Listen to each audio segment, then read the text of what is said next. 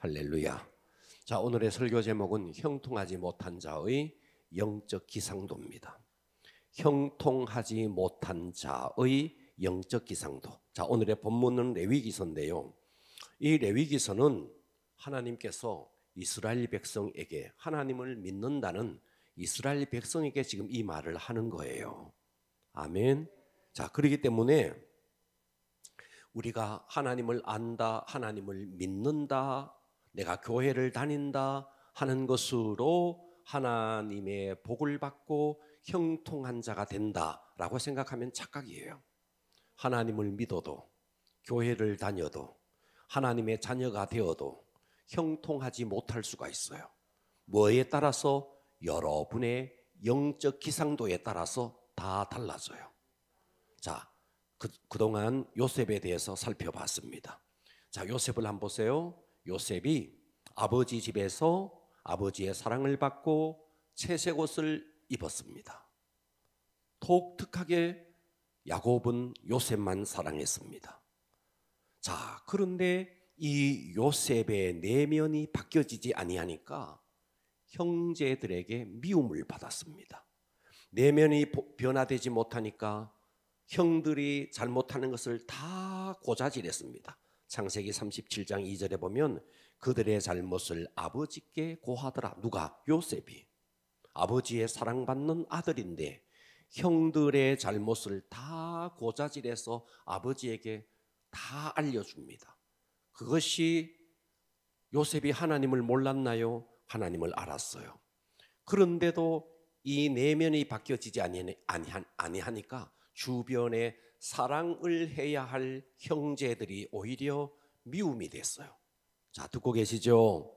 결국 이 사람은 비난의 대상이 됩니다. 자, 교회 안에서 온갖 은사를 받고 성경을 많이 읽고 기도를 많이 한다는 사람이 내면이 바뀌지 아니하면 성경을 많이 읽는다는 사실, 기도를 많이 한다는 사실이 오히려 남을 정죄하는 도구가 될 수 있습니다. 나는 기도 이렇게 많이 하는데 왜 저 사람은 권사나 돼가지고 기도를 안 하지? 나는 이렇게 성경 많이 읽는데 왜 권사식이나 돼서 성경 안 읽지? 성경 많이 읽는다는 사실이, 기도를 많이 한다는 사실이, 예배를 빠지지 않고 꼬박꼬박 율법적으로 참석하는 그것이 오히려 남을 정죄하는 비난의 도구가 될 수 있다 이 말이죠. 자, 요셉은 그래서 사랑을 받아야 할 형들에게 미움을 받게 되었고 이제 애굽의 종으로 팔려갑니다. 자, 애굽의 종으로 팔려갔는데 그런데 거기서 이제 요셉이 하나님과 함께, 종으로 팔려갔는데 하나님이 함께 했대요. 자, 지난 시간에 말씀드렸어요. 하나님이 함께 한다는 것은 누구에게나 다 하나님이 함께 합니다. 하나님이 함께 하지 않는 사람은 없어요. 다 함께 합니다. 다만 그 사람의 시선이 하나님께, 마음의 중심이 하나님께 드려져 있느냐, 이거의 차이예요. 아멘. 요셉이 종으로 팔려갔는데 거기서 드디어 요셉이 하나님을 바라보게 되는 거죠.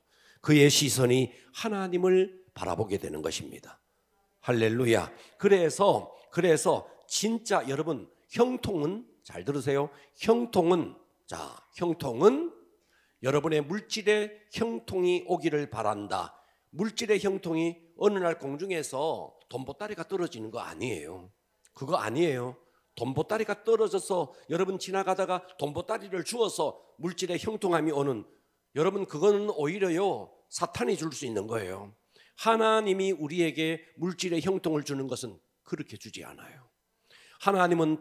하나님이 물질의 원천입니다. 원천이지만 하나님이 물질의 통로를 주세요. 그 통로가 누군데? 사람이에요. 여러분 주변에 있는 사람이라고요. 아시겠죠? 여러분 주변에 사람인데 여러분이 하나님을 믿는다 하면서 교회를 다닌다 하면서 여러분의 내면이 바뀌어지지 아니하면 여러분 주변에는 어떠냐 하니까 여러분에게 축복의 통로가 아니라 요셉처럼 비난의 통로가 되고 미움의 통로가 되고 종으로 팔리게 하는데 통로가 되는 거예요. 아니, 형인데 종으로 파는 거예요. 요셉이 하나님을 믿고 있다고요.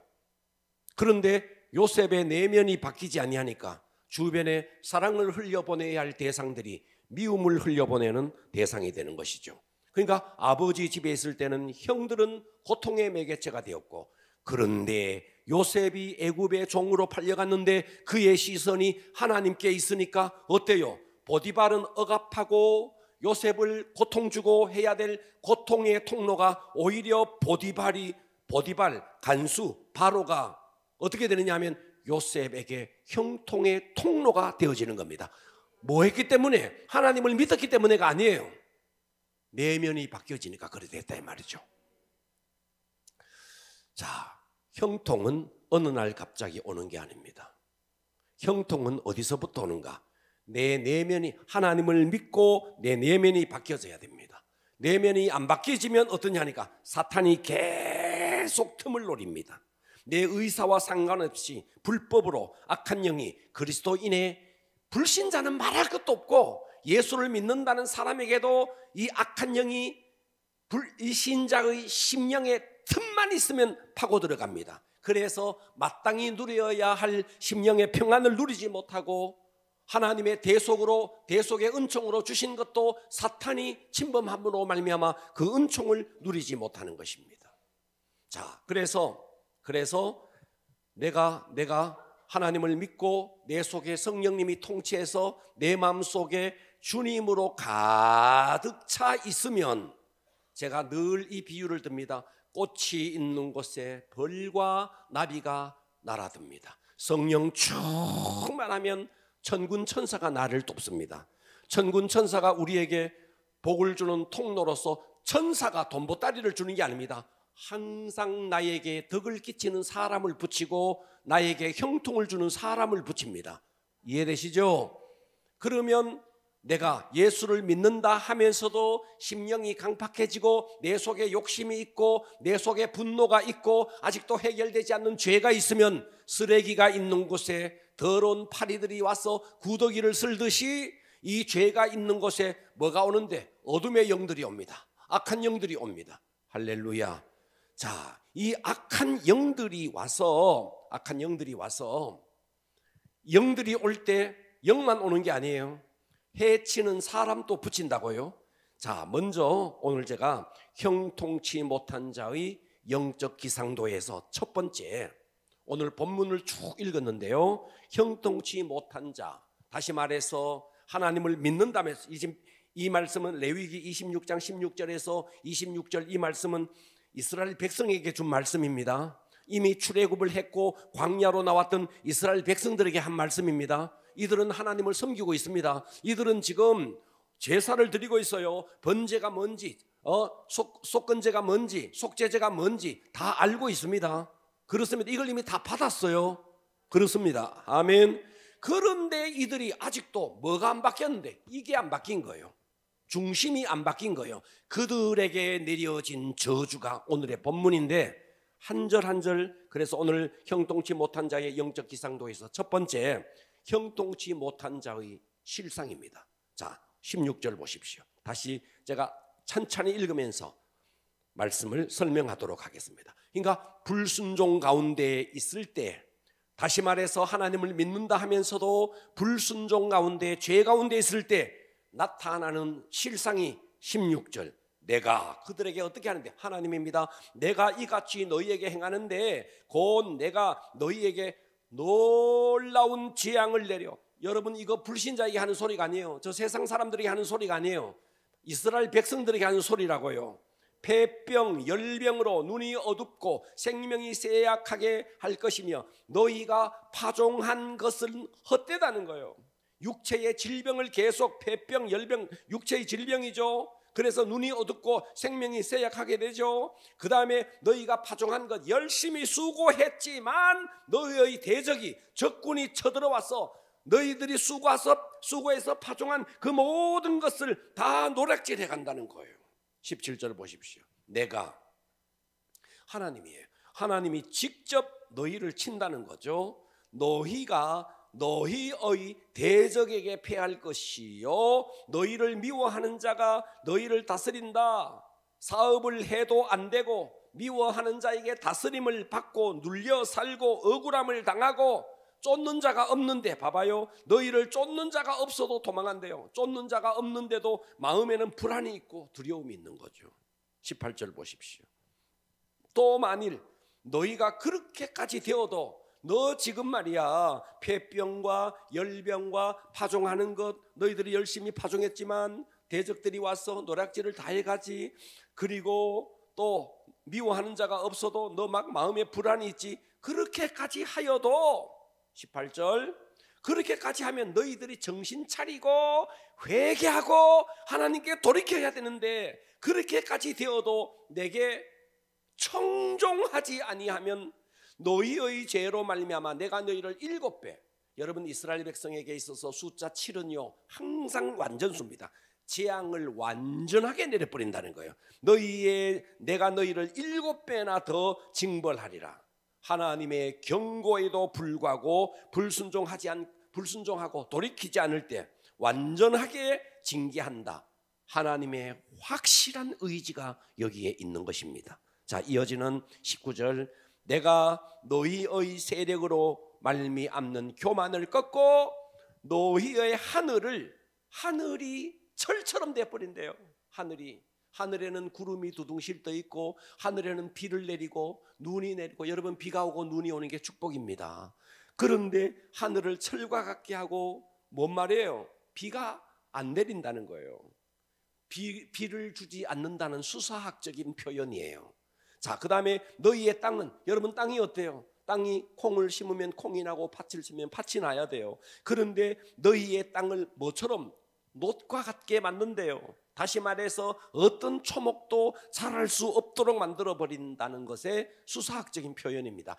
최대의 저주가 임한다는 거예요. 뭐해서? 하나님을 안 믿는 자가 아니에요. 하나님을 믿어요. 그런데 이 내면이 바뀌어지지 않고 늘 불순종하고 죄 가운데 있다는 거죠. 20절, 너희의 수고가 헛될지라 땅은 그 산물을 내지 아니하고 땅의 나무는 그 열매를 맺지 아니하라. 수고했는데 결과가 없다 이 말이죠. 21절, 너희가 나를 거스려 내게 청종하지 아니할진대 내가 너희의 죄대로 너희에게 7배나, 아까 7이라는 숫자가 또 나왔는데 또다시 7배나 완전한 재앙을 또다시 쓰고 있습니다. 7배나 더 재앙을 내릴 것이라. 22절, 내가 들짐승들을 너희 중에 보내니니, 네, 지금 온 산천이 다 비가 오지 않고 가뭄이 들고 그래서 먹을 것이 없어서 들짐승들이 이제 사람들이 사는 민가에까지 내려온대요. 내가 들짐승들을 너희 중에 보내리니 그 들짐승들이 너희의 자녀를 움키고 너희의 가축들을 멸하며, 그래서 너희의 그 가축의 수요가 줄어든다는 거죠. 너희의 길들이 황폐하리라. 길들은 상거래를 하고 해야 되는 그 길들, 경제활동을 해야 되는 그 길들을 경제활동을 하지 못하게 다 황폐하게 만들어버린다. 23절, 이런 일을 당하여도, 여기까지 당하여도 너희가 내게로 돌아오지 아니하고 오히려 내게 대항한다는 거예요. 하나님을 원망하고 하나님 앞에 대해서 저항한다는 거죠. 그랬더니 24절에 나도 너희가 나에게 저항하는구나. 나도 너희에게 대항하겠다. 너희 죄로 말미암아, 아까 7이라는 숫자가 또 나왔는데 너희를 7배나 더 치리라. 하나님께서 사악한 인간들, 하나님을 믿는다 하면서도 죄 가운데 살고 이 내면이 바뀌어지지 않는 자들에게 하나님이 확실하게 재앙을 내리겠다. 25절, 내가 칼을 너희에게로 가져다가 언약을 어긴 원수를 갚을 것이며 너희가 성읍에 모일지라도 너희 중에 연병을 보내고, 전염병입니다. 연병을 보내고 너희를 대적의 손에 넘길 것이며, 이스라엘 백성을 징계하기 위해서 하나님은 이방을 들어서 이방의 적대국을 칼을 들고 침략하는 것을 하나님이 허용하겠다 이 말이죠. 26절, 내가 너희가 의뢰하는 양식을 하나님이 다 끊어버린다는 거죠. 그래서 여인이 한 화덕에서, 여러분 가정마다 여인들이 다 그 화덕에서 집집마다 그 화덕에서 떡을 구워야 되는데 이제 떡도 없고 이제 경제적으로 궁핍해지니까 10집이 모여가지고 한 화덕에서, 그래서 지금 열 여인들이 한 가정에 모여서 화덕 하나에다가 식량이 없으니까 각 가정에 불을 피울 필요도 없고 긁어 모은 식량으로 화덕 하나에다가 떡을 굽고 있는 겁니다. 그래서 그것을 조금 집집마다 나눈다는 말이죠. 열 여인이 한 화덕에서 너희 떡을 구워 저울에 달아주리니 그러니까 너희가 먹어도 배부르지 아니하리라. 와, 여러분, 이게 하나님을 떠나고 하나님을 믿는다 하면서도 죄 가운데 살고 이 내면이 바뀌어지지 않는 자에게 하나님이 이런 재앙을 내리겠다. 이것이 바로 믿지 아니 내면이 바뀌어지지 않는 자의 실상이에요. 자, 잠언서로 다시 가봅니다. 잠언 1장 26절. 오늘 조금 무거운 이야기지만 오늘 우리가 돌이키면 복이 될 것입니다.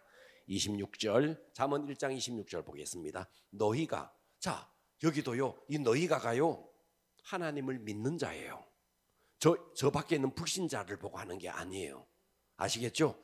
너희가 하나님이 이 이스라엘 백성들이 죄 가운데 살고 내면이 바뀌지 아니하니까 하나님이 이렇게 말합니다. 너희가 재앙을 만날 때 내가 하나님입니다. 하나님이 웃겠다는 거예요. 너희에게 두려움이 임할 때 하나님이 내가 비웃겠다는 거예요. 너희의 두려움이 광풍같이 임하겠고 너희의 재앙이 폭풍같이 이르겠고 너희에게 근심과 슬픔이 임하리니 그때 너희가 나를 부르리라. 그래도 너 한 불러봐. 내가 대답하지 않겠다는 거죠. 부지런히 나를 찾으리라. 그래도 나를 만나지 못하리라. 많은 어려움을 겪게 되고 하나님을 찾는데도 하나님은 침묵하시고 하나님의 손길을 경험할 수 없도록 만들어버리겠다. 학개서를 다시 봅니다. 학개서 1장 5절을 보십시오. 그러므로 이제 만군의 여호와가 이같이 말하노라. 자, 이 학개서는요 언제 주어졌느냐 하면 바벨론에서 포로에서 돌아왔습니다. 수룹바벨이 성전을 짓습니다. 그런데 이스라엘 백성이 정령 수룹바벨이 성전을 짓는데 그들은 어떻게 하느냐 하면 성전 짓는데 조금도 관심을 갖지 않습니다. 그저 돈 벌어서 자기 가정과 자기 자식들에게는 알빵지게 하는데 수룹바벨이 성전 짓겠다는데 거기에 전혀 신경을 쓰지 않습니다. 그때 학개서가 일어나서 이 말을 하는 거예요. 그러므로 이제 만군의 여호와가 이같이 말하노라. 너희는 너희 행위를 살필지니라. 너희가 많이 뿌릴지라도 수확이 적으며 먹을지라도 배부르지 못하며 마실지라도 흡족하지 못하며 입어도 따뜻하지 못하며 일꾼이 삭슬 받아도 그것은 구멍을 뚫어진 전대에 넣음이 된다. 하나님의 관심, 하나님의 전에는 전혀 관심을 쓰지 않고 그저 먹고 마시는 자기 일상의 일에 열심을 하는 자들에게 하나님이 이 말을 하는 거죠. 그래서 10절, 그러므로 너희로 말미암아 하늘은 이슬을 그쳤고 땅은 산물을 그쳤으며 내가 이 땅과 산과 곡물과 새 포도주와 기름과 땅의 모든 소산과 사람과 가축과 손으로 수고하는 모든 일에 한재를 들게 하였다. 수고하여도 전혀 풍성함을 경험할 수 없도록. 그나마 뭘 좀 모았는데 뚫어진 전대에 넣는 거 늘 부족하다는 거죠. 자, 내면이 바뀌어서 성령님이 내 속을 나를 통치해서 성령님이 완전히 나를 사로잡느냐 아니면 아직도 내가 늘 죄 속에 있고 내면이 바뀌지 않아서 사탄에게 틈을 열어주고 사탄이 와서 나를 통치하느냐에 따라서 내 의사와 상관없이 불법적으로 이 악한 영이 들어와서 나를 통치하는데, 그래서 나의 내면을 성령님이 통치할 것이냐, 불법적으로 사탄이 들어와서 통치하느냐에 따라서 나의 영적 기상도가 영적인 성령님이 통치하면 천군 천사가 오고, 악령이 나를 통치하면 악한 영이 와서 천사가 올 때 나에게 덕을 끼치는 사람을 몰고 오고, 악한 영이 올 때는 나에게 해를 끼칠 사람을 계속 내 주변에 포진시킵니다. 할렐루야. 자, 그래서 두 번째로 형통치 못한 자의 이제 영적 기상도를 하나하나 제가 살펴볼 건데요. 여러분이 지금 이렇게 혼자 이렇게 있는 것처럼 보이지만 아니에요. 여러분의 내면에 따라서 여러분 주변에 역사하는 영이 다 달라요. 다 다릅니다. 다 다릅니다. 교회를 다녀도 똑같아요. 자, 다시요. 교회를 다니지 않는 불신자는 이건 말할 것도 없어요. 이미 악한 영의 입속에 뱃속에 쑥 들어가 있는 자예요. 그러나 예수를 믿는다 하면서 교회를 다닌다면서 이런저런 직분을 갖고 있으면서도 심령이 바뀌어지지 아니하면 악한 영이 들락날락합니다. 이거 잊지 마셔야 돼요. 악한 영이 늘 나를 노립니다. 그러면 이 악한 영이 와서 나에게 물론 밤에 잠을 자는데 꿈이 사납고 가위 눌리고 이런 일도 있어요. 그러나 그런 일은 사실은 극소수예요. 내가 생각지도 않게 어떤 일이 일어나느냐 하면 내 주변의 악한 영들이 나를 힘들게 하고 어렵게 하는 사람들을 내 주변에 포진을 시키는 겁니다. 그래서 형통치 못한 자의 두 번째 영적 기상도의 첫 번째가 있습니다. 그게 뭐냐면 혼미의 영이 역사합니다. 따라서 합니다. 혼미의 영. 혼미의 영. 자, 다시요. 여러분 통장에 있는 돈이, 아니면 좋다, 여러분 호주머니에 있는 돈이 도둑놈이 와가지고 지하철을 탔는데, 요즘 이제 그런 일도 별로 없지만 옛날에는 소매치기 참 많았습니다. 소매치기 많았어요. 소매치기가 와서 돈을 훔쳐갔다. 여러분, 돈 잃어버리는 게 소매치기에게 돈 잃어버리는 것보다가 왜 돈을 잃어버리느냐, 여러분에게 있는 통장에 있는 돈이 왜 잃어버리느냐 하면 혼미의 영, 다시 말해서 여러분의 내면이 바뀌어지지 아니하니까 뭐가 오느냐 하면 혼미의 영이 여러분에게 역사합니다. 혼미의 영이 역사하면 어떠냐 하니까 여러분들이 중요한 것을 중요하게 여기지 못하고, 먼저 해야 될 것을 먼저 하지 못하고, 적군인지 아군인지를 구분하지 못합니다. 자, 다시요. 가룟 유다가 있었습니다. 가룟 유다는 예수님을 따라다니는 제자였습니다. 그랬습니다. 그죠? 제자였습니다. 예수님도 그를 믿었어요. 돈괴까지 맡겼어요.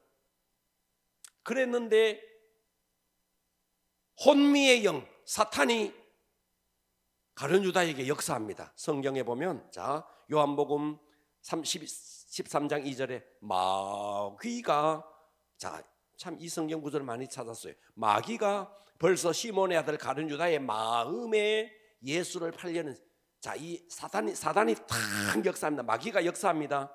자, 마태복음 27장 3절 봅니다. 그런 자의 결과가 어떻게 되느냐, 그때 예수를 판 유다가 그 예수님이 정죄됨을 보고 이제 뉘우칩니다. 스스로 뉘우쳐 그 은 30을 대제사장들과 장로들에게 도로 갖다 주며 이르되 내가 무지한 피를 팔고 죄를 범하였도다 하니, 그들이 이르되 그것이 우리에게 무슨 상관이냐, 네가 당하라 하거늘 유다가 은을 성소에 던져넣고 물러가서 스스로 목매어 죽었다. 그러니까 혼미의 영이 역사하니까 말씀과 성령을 알지 못하고 오직 뭐로 움직이느냐 하니까 자기 생각으로 움직이는데, 혼미의 영이 역사하니까 어떠냐, 그러니까 혼미의 영이 역사한다 그러니까 막 정신 나간 사람처럼 행동하고 뭔가 그런 게 아니에요. 혼수 상태가 된 거나 그런 게, 겉으로는 멀쩡해요.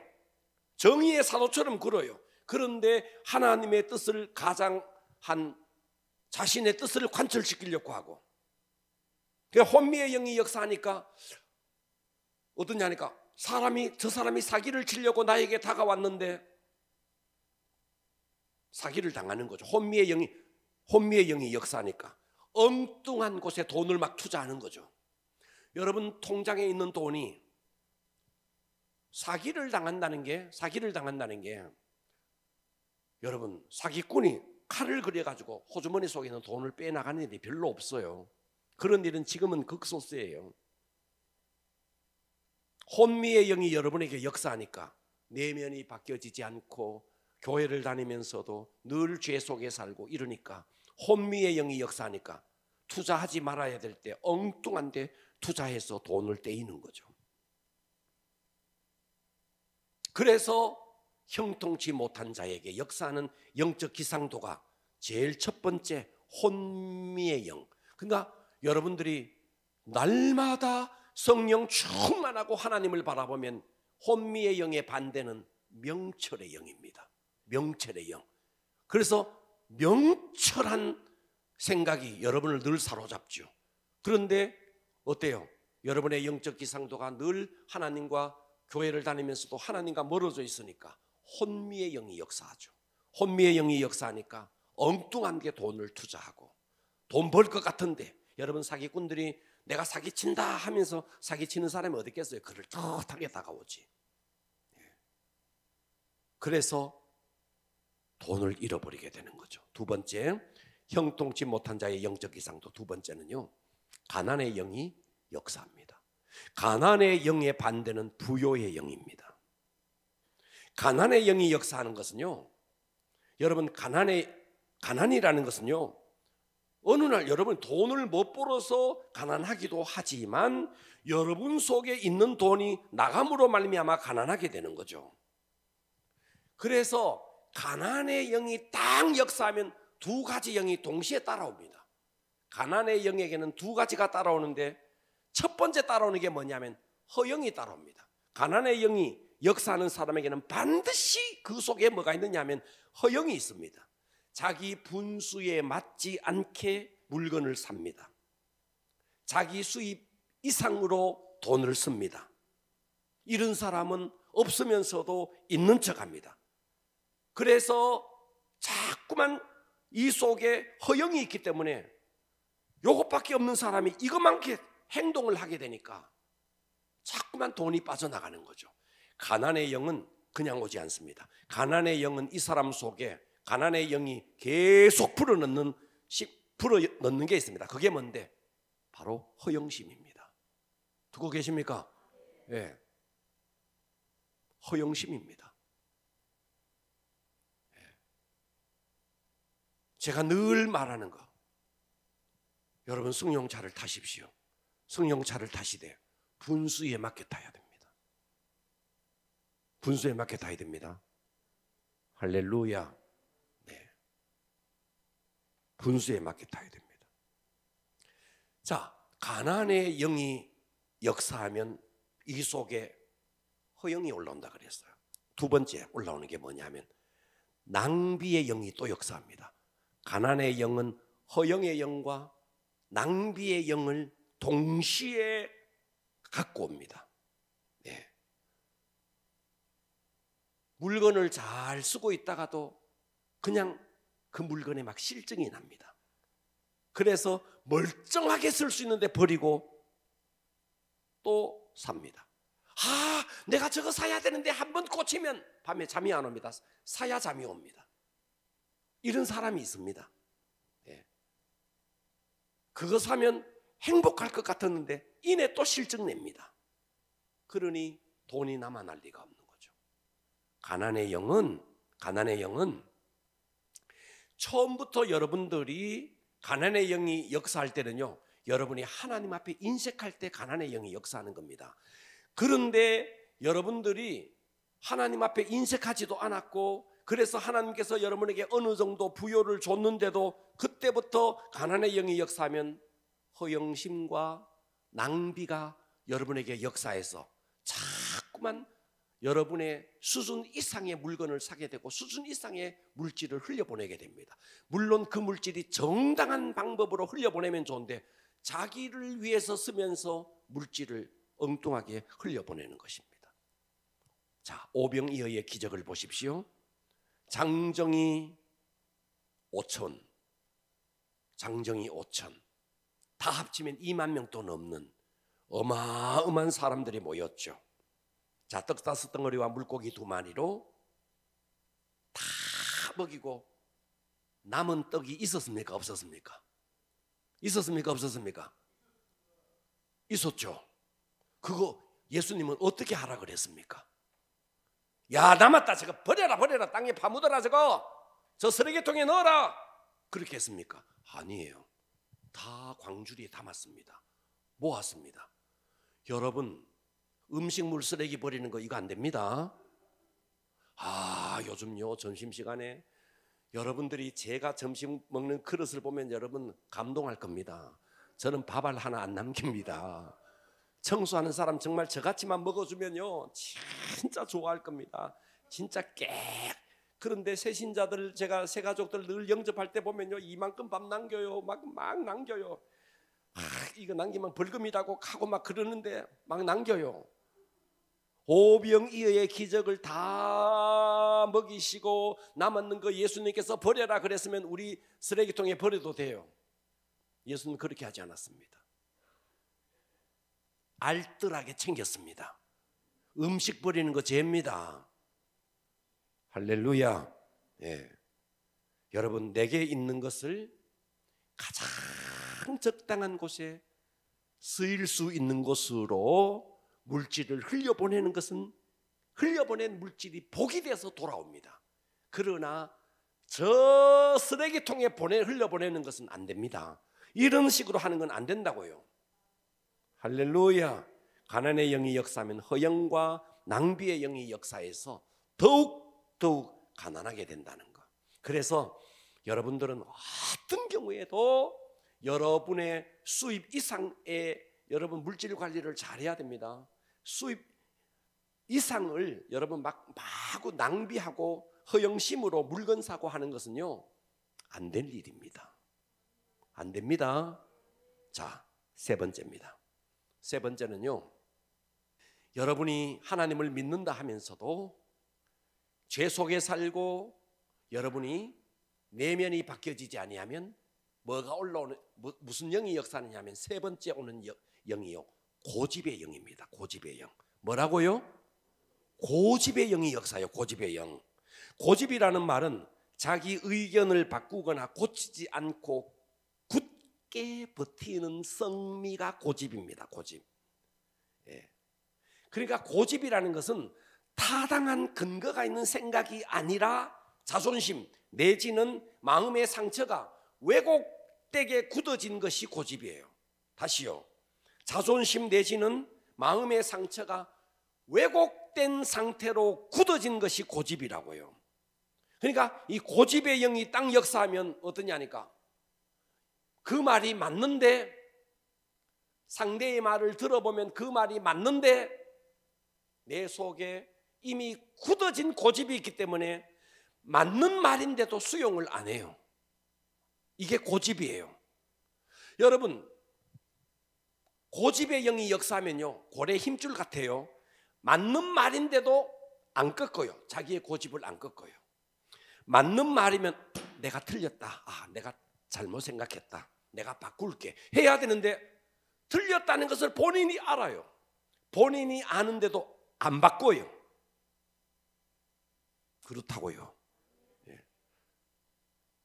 잘못이라는 걸 알면서도 끝까지 가서 불행한 결말을 본인이 경험합니다.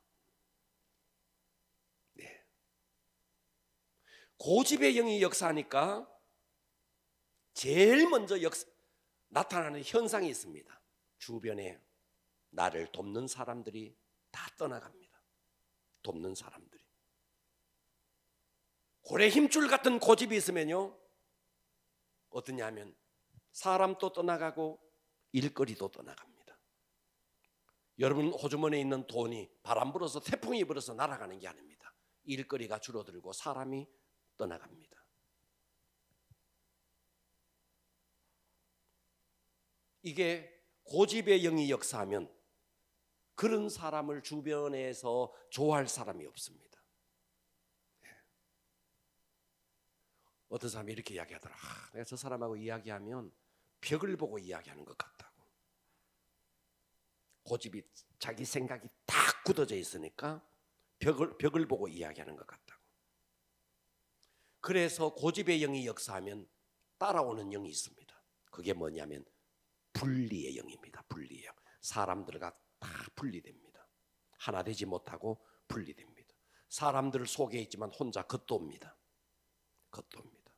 혼자 외로워지고, 그래서 결국 이 사람은 자기 고집 때문에 고립됩니다. 사람들 속에서 고립됩니다. 여러분, 고집의 영의 반대는요, 고집의 영의 반대는 순종입니다. 순종. 고집의 반대는 순종입니다. 꺾고 하나님 앞에 순종하는 게 이게 고집의 반대예요. 다시 말해서 내 고집이 있지만 이것을 저 사람 말이 옳다라는 말을 때 이걸 꺾을 수 있어야 돼요. 꺾을 수 있어야 되는데 고집은 뭐냐니까 이걸 안 꺾어요. 끝까지 가요. 그러니까 어때요? 주변의 사람들에게 왕따를 당해요. 고립돼요. 사람도 떠나가고 일거리도 다 떠나가요. 그래서 형통치 못하는 겁니다. 네 번째입니다. 네 번째는 오해의 영입니다. 오해의 영. 여러분들이 내면이 바뀌지 않고 제 속에 있으면요, 어떠냐면 오해의 영이 여러분에게 딱 접근합니다. 오해의 영은 원래 내게 아니었어요. 바깥에 있는 사단의 겁니다. 그런데 내가 죄 속에 있으니까, 내면이 바뀌지 않으니까, 이 오해의 영이 내게 역사하니까 어떠냐니까, 저 사람은 좋은 뜻으로 했는데도 내 속에서 오해를 해버려요. 좋은 뜻으로 말을 하는데도, 저 사람은 좋은 뜻으로 했는데도 그냥 내가 막 기분이 막 나빠져요. 오해의 영이 역사하면요, 어떤 사람은 아무 말, 저 사람 하도 오해를 많이 하니까 입 다물고 있자. 입 다물고 있어도 오해해요. 저 사람 뭐 때문에 입 다물고 있노? 이러면서 또 오해해요. 듣고 계세요? 네. 이제는 저 사람은 조심하자 막 이야기하다가 하도 오해하니까 그 사람 들으면 이제 입을 쑥 다, 그때부터 또 오해합니다. 이제 저것들끼리 이야기하다가 이제 내가 들어오니까 표정에 저 사람은 표정이 왜 저러노? 표정에 막 민감합니다. 사람들 말 하나하나에 민감하고 꼬투리를 잡고 막 그렇습니다. 그래서 오해의 영은요, 반드시 데리고 오는 영이 있습니다. 그게 뭔데? 피해의식의 영입니다. 그래서 오해의 영은요, 피해의식이 너무 많아요. 피해의식이. 사람 모르고 그냥 못 보고 지나갔는데 인사를 안 했다고 무시한다고 생각합니다. 그러니까 이 속에 막 억울함이 계속 있습니다. 그러니 어때요? 주변 사람들을 힘들게 하죠. 다툼이 일어나죠. 문제를 야기시키죠. 결국 오해의 영은 피해의식의 영을 동반하고 어떻게 됩니까? 사람들과 불화를 하게 만들죠. 불화를. 자기 입장만 중요하고 다른 사람들과 조화를 이루지 못하고 공동체 속에서 계속 스트라이크를 일으키고 트러블을 일으키고 공동체 속에서 하나가 못 되죠. 그러니 이런 사람이 어떻게 형통하겠어요? 다섯 번째입니다. 다섯 번째는 형통치 못한 이 속의 내면이 성령으로 통치받지 못할 때 다섯 번째 오는 영이 있습니다. 혈기의 영입니다. 뭐라고요? 혈기의 영입니다. 혈기의 영의 반대는 유순의 영입니다. 유순입니다. 유순. 타고난 혈기도 있지만요, 혈기의 영이 들어오면 진짜 사소한 건데 불같이 화를 냅니다. 불같이. 왜냐? 그건 자기가 내는 게 아니에요. 혈기의 영이 들어와서 혈기를 내게 만드는 거예요. 듣고 계십니까? 그러니까 어떻게 되는지 아니까 사람들과 단절돼요. 사람들과 단절되니까 재정적으로 어려움이 오고 형통치 못하게 되죠. 여섯 번째입니다. 게으름의 영입니다. 여러분들의 내면이 성령으로 충만하지 못하면 게으름의 영이 옵니다. 게으름의 영. 게으름의 영의 반대는 근면의 영입니다. 자, 게으름은 이겁니다. 당연히 해야 할 일을 미루거나 하지 않는 겁니다. 당연히 해야 할 일, 당연히 해야 할. 그러니까 게으름의 영이 역사하면 어떠냐 하면 방안이 지저분해도 자기 눈에는 안 보여요. 그게 안 보여요. 예. 쓰레기가 저렇게 쌓여 있어도 이 사람 눈에는 안 보여요. 게으름의 영이 역사하니까 다 그걸 스킵하게 만들어요. 그래서 게으른 사람은요, 자기 방이 지저분하죠. 그 지저분한 방이 그 사람의 마음의 방을 표현하는 겁니다. 뭔 말인지 듣고 계세요? 그래서 가끔씩 여러분 신방은 좀 가봐야 되겠어요. 여러분 집을 어떻게 해놓고 사는지 가봐야 되겠어요. 예. 집안을 어떤 집에 하기야 뭐 목사님이 신방 온다 그러면 막 청소를 깨끗하게 정리정돈 해놓은 다음에 제가 가서 잘 모르겠지만 불시에 쳐들어가서 이 집에 신발장이 어떻게 돼 있는지 한번 보면요, 그게 그 사람의 마음이에요. 마음. 여러분 불시에 제 서재에 한번 와보십시오. 어떤가? 쓸고 닦고는 잘 못합니다만 저는 정리정돈은 잘합니다. 있어야 될 때. 저도요, 금요일부터 토요일, 주일 지날 때까지는요, 제 책상에는요 진짜 엉망입니다. 예, 특히 주일 될 때까지 막 쓰다가 남은 거 던져놓고 쓰다가 남은 거 던져놓고 이 책 폈다가 주석도 한 권, 두 권, 세 권 옆에 막 책 사놓고 설교 한 편을 만드는데, 설교 한 편 준비하는데 보통 일이 아닙니다. 저는 늘 설교 한 편을 애 하나 낳는 기분으로 설교 한 편을 합니다. 그래서 한 편의 설교를 준비하기 위해서 원어도 봐야죠. 주석을 몇 개를 봐야죠. 많은 책들을 봐야죠. 그러면서 이 설교에 맞는 예화는 어딘가, 예화집, 이딸만한 예화집들을 꺼내가지고 다 찾아봐야죠. 그래서 제 책상 앞에는 막 책들이 수북히 쌓여있어요. 주일 저녁 되면 진짜 엉망입니다. 그런데 그 주일 저녁이 다 될 때 하나하나 다 정리합니다. 아, 이건 여기 있었지. 꽂아놓고. 여러분, 게으름의 영이 역사하면요, 지저분한 게 안 보여요. 게으름의 영이 역사하면 당연히 해야 될 것을 하지 않고 미룹니다. 그러니까 어떨까요? 상사들과 동료와의 관계가 좋아질 리가 없는 거예요. 저 부하 직원이 마땅히 해야 할 일을 안 하는 거죠. 마땅히 해야 할 일을 미루죠. 그러니까 직장에서 쫓겨나는 거죠. 그러니까 형통함이 없는 거죠. 듣고 계십니까? 여러분, 직장에서 쫓겨나는 게 왜 쫓겨납니까? 이 사람이 있어서 우리 직장에 매출이 막 이만큼 올라간다면 왜 쫓겨납니까? 저게 월급 이상으로 일도 못하는 게 저거 돈만 축낸다 싶으니까 사장이 쫓아내는 거 아니겠어요? 그게 왜 쫓아냅니까? 할 일을 제대로 못하니까 그런 거 아니겠어요? 듣고 계시면 아멘 좀 해봅시다. 그렇죠, 그죠? 그런데 이 사람이 근면에 9시에 오라 그랬는데 8시 30분에 와서 청소 싹 해놔. 온 데 보면서 정리정돈하고, 그게 계속해. 이게 일부러 말이죠, 하려고 하는 게 아니라 이 사람이 정말 근면의 영이 역사해서 그렇다면 그 사장 눈에 그게 안 보이겠어요? 예? 저 친구가 있어서, 와, 전에 내가 김주환가 박주환가 내 그 책, 이 사람 때문에 매출이 5배. 이 사람이 알바를 딱 쓰면은요, 김주환이었던 것 같아요. 아직도 제가 그 책을 보면서 정말 도전받았어요. 이 사람이 제주도 사람인데 제주도의 청년 때 횟집에서 알바를 했대요. 횟집에서 알바를 했는데, 뭐 전에 제가 이 이야기를 여러분에게 드렸어요. 알바를 했는데 이 청년, 여자 청년을 알바를 쓰고부터 매출이 5배가 뛰어붙는 거예요. 이 횟집이.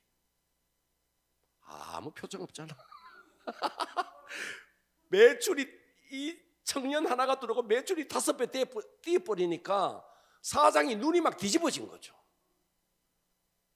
이 사람은 손님 하나하나 오는데 얼마나 정말 근면하게도 하고 삭삭하게도 하고 서비스를 얼마나 잘하는지 싹 웃어가면서, 그러니까 한 번 온 고객은 막 바로 단골이 되는 거죠. 그래서 회를 먹을 때도 요만한 거 먹을 것을 이 사람이 막 해가지고 이런 걸 먹고 매출을 막 올려주는 거죠. 그러니 지금 또 이 사람은 지금 서울에서 일을 하는데 가끔씩 제주도 내려가서 그 횟집에 가면은 야야 니 좀 자주 온다 그러면서 그렇게 한다는 거예요. 게으름의 영이 역사하면 해야 할 일을 미루게 되죠. 그러니까 어떻게 돼요? 상사와도 관계가 나빠지고 직장에서 어려움 당하고 쫓겨나게 되고 형통치 못하게 되는 거죠. 형통치 못하는 게 이 사람이 그런 것처럼 보이지만 사실은 뭔데? 내면이 성령으로 통치받지 못하고 그런 형통치 못한 영이 역사하니까 이 사람이 형통치 못한 길로 가는 거죠. 그러니까 우리가 가는 길은 내가 가는 길처럼 보이지만 아니에요. 영들이 다 역사해서 영들에 의해서 내가 움직이는 거예요. 승리합시다. 마지막 7번째입니다. 중독의 영입니다. 중독의 영. 자, 중독의 영의 반대는 여러분 생각에 절제처럼 보이겠지만 절제가 아닙니다. 중독의 반대는 관계입니다. 관계. 신기하게도 관계입니다. 자, 다시요. 여러분, 오늘날 과거에는 알코올 중독, 니코틴 중독, 도박 중독, 음란 중독 정도였습니다. 과거에는. 그러나 지금은요, 문화가 훨씬 발전하면서 중독이, 과거의 중독은 중독도 아니에요. 요즘 심각한 중독이 뭔데? 스마트폰 중독이에요. 인터넷 중독이에요. 쇼핑 중독이에요. 영화 중독이에요. 다이어트 중독이에요. 성령 중독이에요. 성령을 한 번 한 사람은요 계속. 그래서 성령에 중독이 있어요. 중독. 그래서 중독의 영은 결국 중독된 사람의 생명과 영혼마저 멸망의 길로 끌고 가는 거예요. 네. 그래서 21세기 이렇게 발달된 문화 속에서 가장 강력하게 역사하는 것이 중독의 영입니다. 그러니까 중독의 영은 왜 형통의 길로 가는 나를 발목을 잡느냐 하면, 중독의 영은 게으름의 영과 또 밀접하게 되어 있습니다. 거기에 딱 빠져 있으면, 중독의, 예를 들어서 스마트폰에 빠져 있으면요 다른 게 안 들어와요. 거기에 빠져 있기 때문에. 그리고 중독의 영에 빠져 있는 사람은요 인간관계를 못해요. 사람들의 관계가 다 무너져요. 왜? 거기에 빠져 있으니까. 혼자 스마트폰을 보면서 2시간, 3시간, 4시간 있어요. 그러니까 어때요? 사람들과 관계가 다, 친구 관계도, 부모와 자녀와의 관계도, 관계가 다 깨져버려요.